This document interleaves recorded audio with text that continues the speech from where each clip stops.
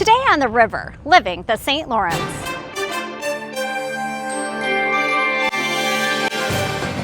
It's part 2. The guys are back to talk about the history of the St. Lawrence River again.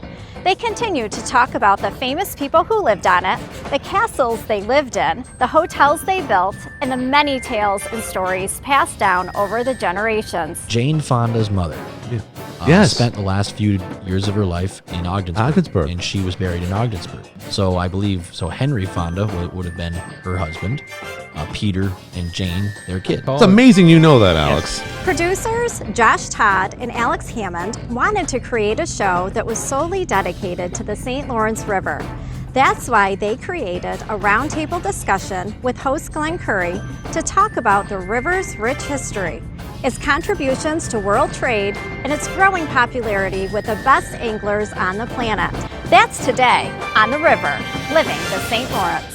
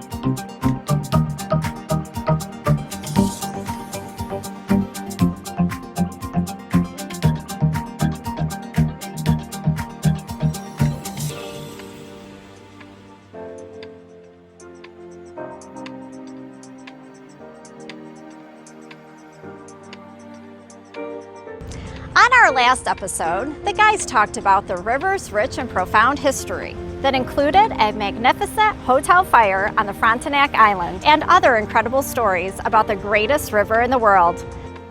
Let's rejoin them for part 2 of the history of the St. Lawrence River. Bill Johnson, I'm sure you guys heard about the famous pirate, and not to mention Pirate Days on the river. What do you want to share about him? Legendary guy. Legendary guy. I know he's quite a history. He's a caretaker of a sunken rock lighthouse, if I'm not mistaken, one of the lighthouses. After he escaped. He was the letter of the law eventually found him. He was put in prison. He escaped prison by making a key out of zinc, and I can't remember where he went ashore, but he escaped in a log. He stayed in a log for about 3 days, I think, while the authorities were looking for him, and made his way back south to the U.S. The only reason why I know the story is because my Robinson side, my mother's side of the family, before we came over here, we were Irish Canadian. So when the potato famine happened, we went to Canada. We didn't come through Ellis Island. A lot of people did. So a lot of by way of Montreal. Yeah. So my ancestor Abraham Robinson was actually called to arms for the Canadian side. He was part of the Canadian militia. So there were British regulars in the Canadian militia that were fighting against these. It was like 100 Americans that were led by Johnston, and a bunch of Canadians who were, trying to revolutionize against the crown, like we did, almost 100 years before. Right. And it went horribly. It didn't go well. I think that's when he was running from the law. I know he sacked a vessel near either Chippewa Bay or a little bit upriver. He was supposed to get like 100 conscripts, like you said, and no one showed up. So I think it was like 13 men overtook the ship. They couldn't manage it themselves after sacking it. And they screamed out, remember the Caroline, which is a throwback to some British ship that they were trying to avenge. I know that. But they didn't have enough people to man that ship. They ended up burning it and sinking it. But that was essentially what he was on the lam for, is getting a little rebellion going, taking that ship, and in a protest to whatever happened with the Caroline. We could dig that up further. But then he was on the run. And we talked earlier about Charles Emery, and again, if you can elaborate on that, Josh. Interesting irony in that he was a hotel builder, and he built it on Frontenac Island. And unfortunately, he heard as he was a tobacco guy, and yet the hotel burned down due to cigarette smoking. Yeah, that's an interesting turn of fate. So from my research, they had a man named George Morse. He was attorney in Clayton. He was representing C.G. Emery. So Morse had bought a lot of properties and islands. along the St. Lawrence.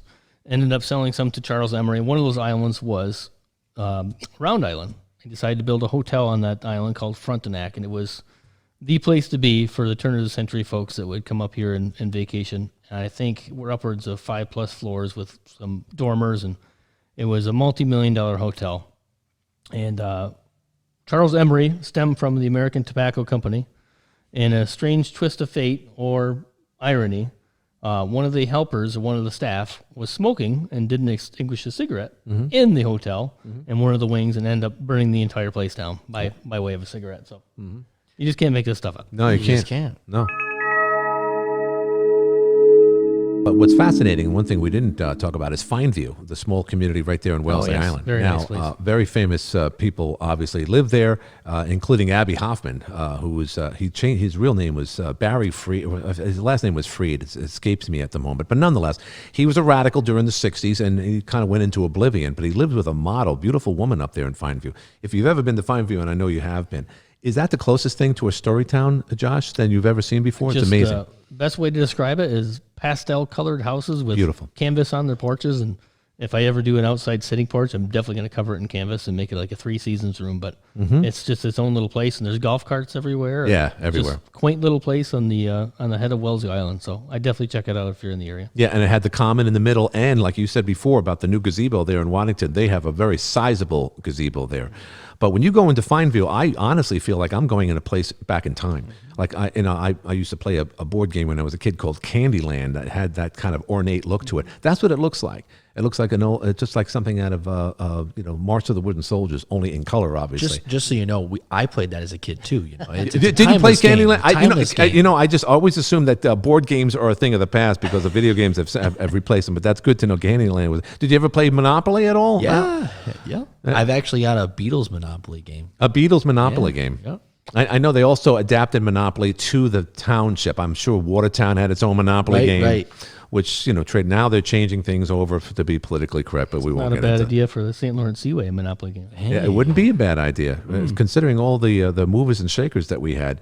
Is there a famous cemetery for all the famous people that lived there, or is in fact all the people that made big waves, if you will, as seasonal residents there, were they buried somewhere else where they lived for the most part throughout the year? The only thing I can think of right now that kind of would bring all the things we've kind of been talking about together. Jane Fonda's mother. Yeah. Yes. Spent the last few years of her life in the psychiatric center in Ogdensburg. Ogdensburg. And she was buried in Ogdensburg. So I believe, Henry Fonda would have been her husband, Peter and Jane, their kids. Right. If I And recall, It's amazing you know that, Alex. Is she in an unmarked grave across the street? Is that the one I'm thinking? I don't believe Little she's tiny- unmarked. Okay, there's a lot- Because her daughter, Jane, has, whenever she comes, she goes to the same bed and breakfast. And this was in the news a few years ago when she came and visited her, because I think she comes every year to do flowers. Right. And the bed and breakfast guy keeps his mouth shut. And she comes, does her thing, stays for a couple nights, leaves, and then it's in the news 2 days after she's already left. That's the way she likes it. She's gone before anyone knew it. Yep. It's amazing. I've often felt, again, we talked about this area being non-judgmental. Wade Boggs came up to Clayton about maybe 15, 16 years ago, famous baseball player and all. He went to the Clipper Inn, a famous, right there on Very Route good. 12. Very One of the best restaurants, probably in the whole state. Sponsored. Yeah, exactly. So he was there with his family, and he told the waitress after all was said and done, he says, "Hey, thanks for not drawing any attention to me," because obviously someone was, "Hey, can I get your autograph?" and would draw attention to, "Hey, Wade Boggs is here." So he appreciated the fact that she didn't do that. Of course, she didn't know who he was. So again, that's a typical example. And even if she did, I just think that when it comes down to it, when celebrities up here, we have Viggo Mortensen's from the area, Richard Grieco, with so many other people that have lived here at one time or another.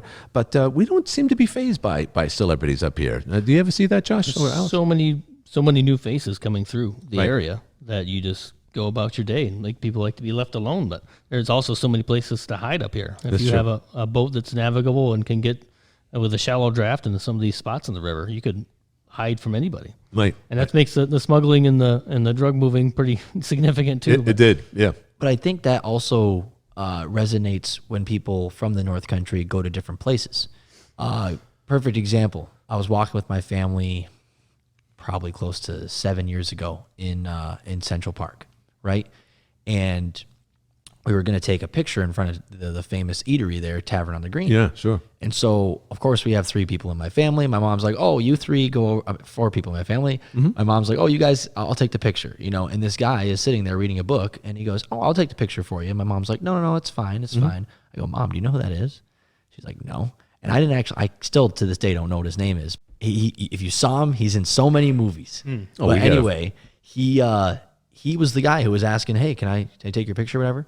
And I go, Dad, that's that guy I'm all about. Wow. Right? And my dad goes, oh, all right. And my dad just walked up to him and said, have I seen you somewhere before? And the guy goes, I don't know, maybe. He goes, I like your movies. Shook his hand and we just walked away. You know, it wasn't like, oh, can we take a picture with you or whatever? And the ironic thing was the guy was asking us if we needed him to take a picture of our family, you know? But I think it transcends. I think it's just the same type of thing we were talking about last episode. People up here just, you know, we want to help people who are coming through, and we want to let them have a good experience while they are here. Oh, wait, before we move on, we're going to find out who was Delroy Linda. You've seen that guy. I have seen that guy too. Is he the guy that does the Arby's commercials? So no, but what I'm saying is there has been major investment. But do you see from both your vantage points, guys? Do you see new investments coming this way? Is Marriott planning on building a hotel? There was talks about that years ago.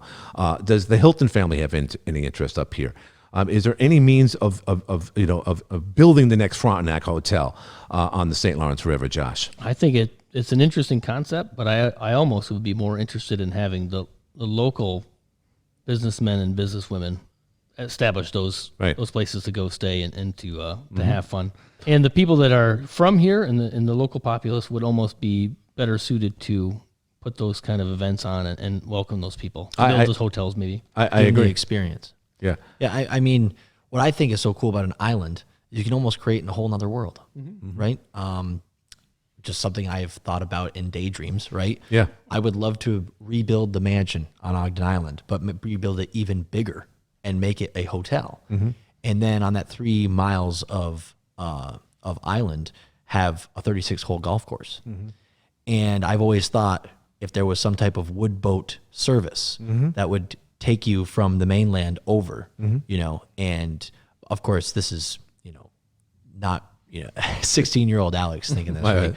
You know, you had to wear a tuxedo, you know, type of stuff like that to be in the ballroom. Right. But this was the thing; it would still be affordable, so that the common guy could take his son golfing on the island, an international golf course, create that world where they could feel fancy and feel served and feel, you know, for a day, you know, and still have it not hurt the bank, you know? Well, first of all, Wellesley Island has 3 golf courses. Beautiful. And if you go, and they're beautiful, because there's one municipal, there's the 19-hole golf course there, and of course there's the TI Club.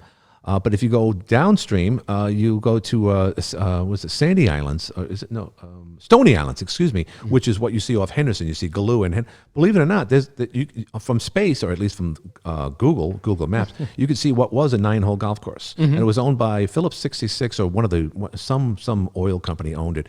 And they still do, I believe. But you'll see these islands, you figure there's just nothing else other than snakes and birds and whatnot. But people really establish them as not only for their homes, but they put golf courses on them. We couldn't do that today. It's a great effort for unimproved, large, grassy islands. It's a great idea. So for the hotels, you wouldn't have to recreate the entire size of that hotel. Say, for instance, the one on the Frontenac Hotel on Round Island. Maybe a smaller miniature version of that, just a throwback to make it mirror that. But the space is there.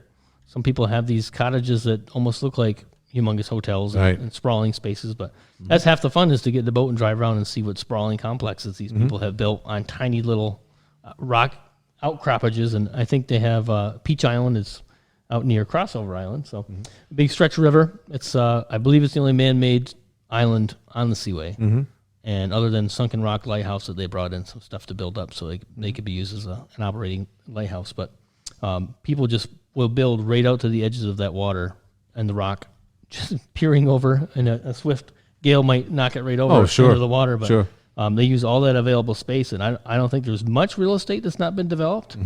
But yeah, What's the running joke on the Uncle Sam's boat tour? Is that little tiny house that's Mother-in-law on that the island, mother, yeah. And then Bolt Castle, and then George built this for his mother-in-law. And it's literally like water slapping the side of the cottage. And by the way, when my mom went up there back in the 90s, she didn't appreciate that. It's funny how women are just very testy, because a woman is a mother-in-law to some degree, so they feel like it's a joke against themselves. But mother-in-laws get the bad end of the stick. There's no doubt about it. You guys are young guys. And it's amazing how much you do know about history. And as you get older, you're going to learn a lot more about it. So we have to keep this going, obviously. There's been books written about Watertown. There's been books written about the Thousand Islands, pictorial books, something that you'd see on a coffee table and whatnot. That's all fine and dandy. But should we enter the realm of adding this to the curriculum to our local schools about the history of our area, particularly the Thousand Islands, Alex? I've always thought that local history should be part of the curriculum. The problem is, the more that the state gets involved with what you're supposed to do with regencies and whatnot, it doesn't allow for that to be, it's not testable information. So the teacher isn't going to teach something that isn't testable, right? Right.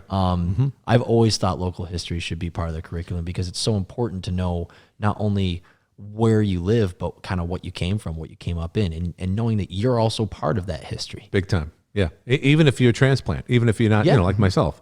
But the paper industry up here, just the names. Knowlton is the longest existing, or oldest operating, I should say, paper mill in the world, and it's right there in Factory Street.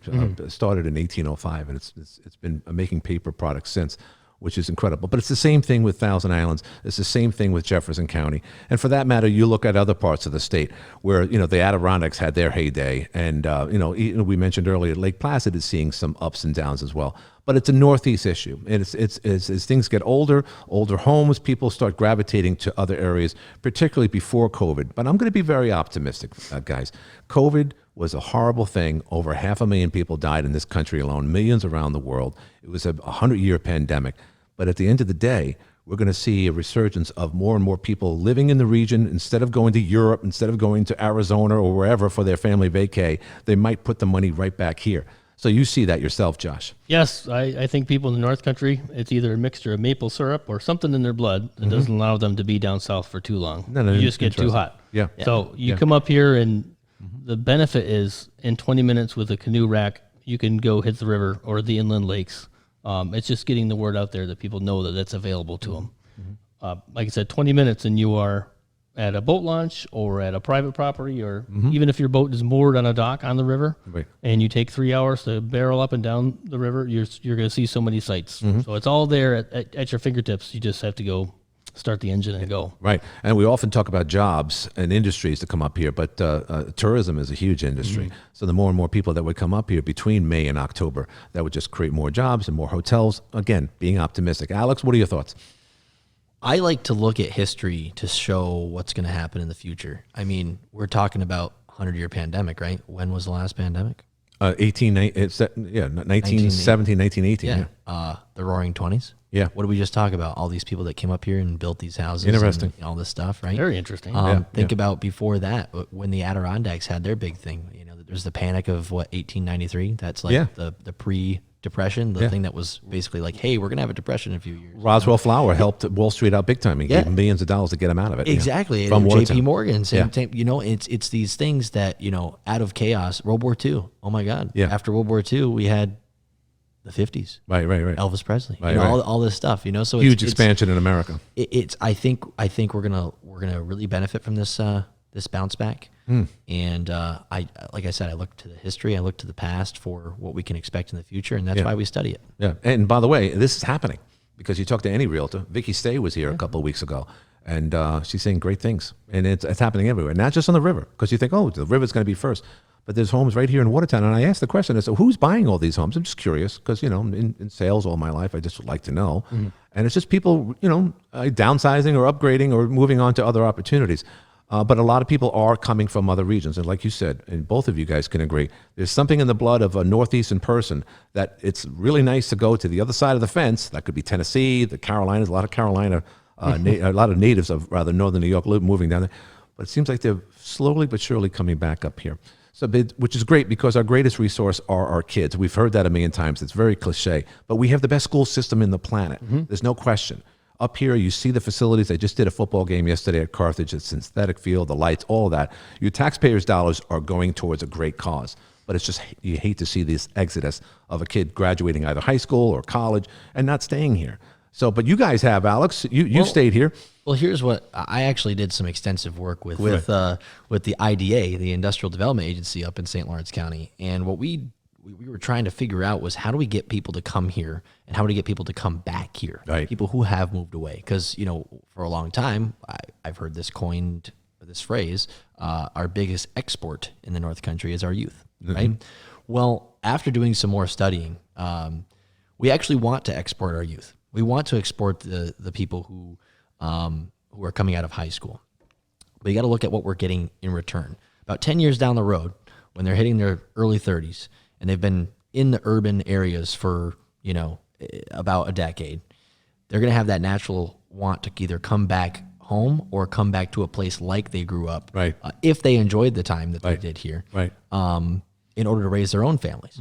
So, yes, we're exporting our youth. I think it's good too, because guess what? We're losing someone who has the equivalent of a high school degree. Right. When that 30-year-old's coming back, they were getting a 30-year-old with 10 years experience, a bachelor's degree, maybe a master's degree, and is going to do something and be productive in society up here. I've never heard it that way, Alex. So you're saying that it's a good thing for someone to sow their wild oats, so to speak, go elsewhere and come back when the fruits of their rewards are what they've learned elsewhere, and they come back with all that. And they come back with capital. Right. They come back with something, and guess what? They've been living in the city for the last 10 years. They're used to spending a certain amount of money on regular things. They come back up here, they're like, oh my God, this is so cheap. Yeah, that's the trend now. Yeah. Especially due to COVID, people are leaving those built-up areas. Yeah, it's called the brain gain. Brain gain. Is that the actual term? Brain gain. So there's a professor. His name is Winchester. I remember because of the rifle. Ben Winchester. He's out of I believe University of Wisconsin. He actually came up here to the North Country Symposium 2 years ago.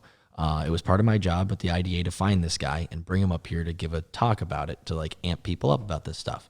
And everyone's always talking about the brain drain because all their kids are graduating, going off to school, and they're not coming back. Right. Well, he found, statistically speaking, that if you look down where and when these people are returning back to places like their homes or to their homes, is in that early 30 stage where they've found, you know, a wife or girlfriend, had their first kid, have some capital, and they're looking to go back to a place to be able to raise their kids that isn't, you know, downtown Manhattan. Fantastic. Again, that is perhaps the most optimistic thing I've ever heard in my life, because typically you hear anyone that leaves, they leave and they don't come back. But in essence, they do come back, but they come back much more well-rounded, if you will. The issue is we have to find a way to get them to come back here. Right. A lot of people are choosing Vermont, you know, places that are like here, but, you know, have been, these other places have found a very good way of giving themselves if you want a rural life and a good life, come to Vermont. You know, like, well, how do we become the poor person's Vermont?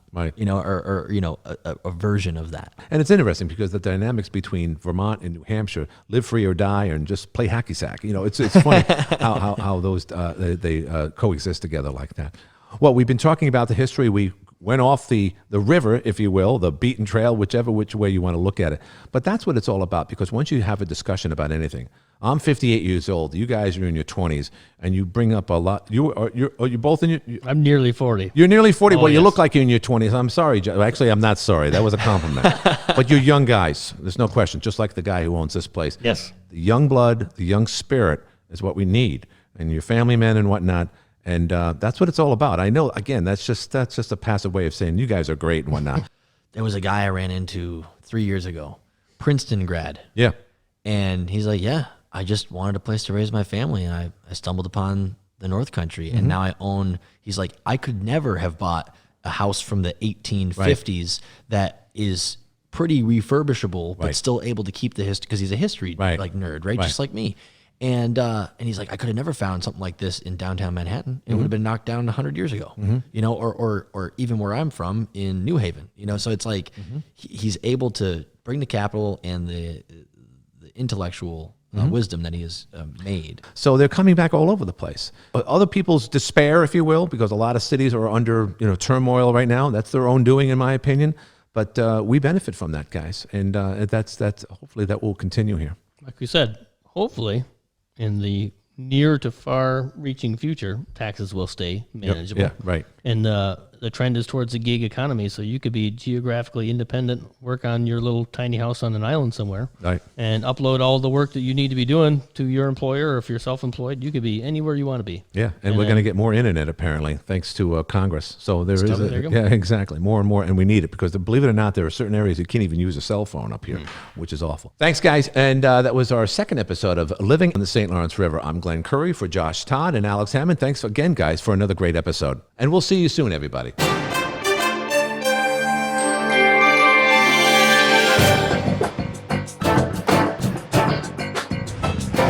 What a great discussion once again. Unfortunately, there was never enough time to talk about the St. Lawrence River, especially its history.